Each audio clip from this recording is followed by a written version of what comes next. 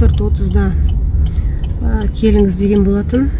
Телефонды кіргізбейтін болды. Телефонды барлығын, ноутбук, телефон сияқты заттардың ешқайсысын кіргізбейтін болды. Сондықтан тікелей көзбе-көз кездесу болады. Гүлмира, сәлемжан, қалайсыңдар? Тікелей эфирді қосылмайтын болды. Телефонды да, ноутбукты да ештемені кіргізбейтін болды. Бірақ енді мен өзімнің жаңағы қағазға түсіріп алған біраз құжаттарын мен кіремін, Алла қаласа.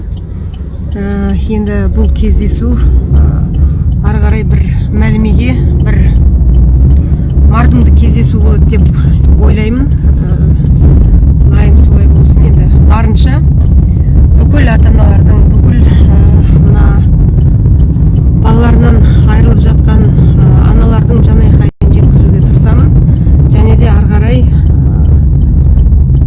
қоғам болып, үкімет болып бұл мәселені шешпесек, ары қарай өздеріңіз көріп отырсыздар, өршіп бара жатыр.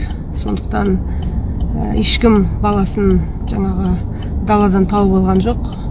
Әркімнің өсірген баласы өзіне. Сондықтан ол баланы біз мәпелеп аман есен өсіріп жеткізіп берген кезде әскерден бүйтіп мәйітін қайта-қайта алып отыратын жайымыз жоқ. Сондықтан шыққаннан кейін не қыламын? Эфирге шығамын.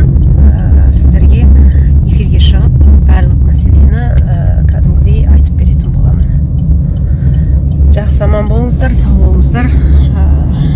Түстен кейін ба, біраз кішкене кешке таман ба эфирге шығып мен кездесудің қалай болғанын, нені талқыладық, қандай шешімге келдік, сол мәселені айтып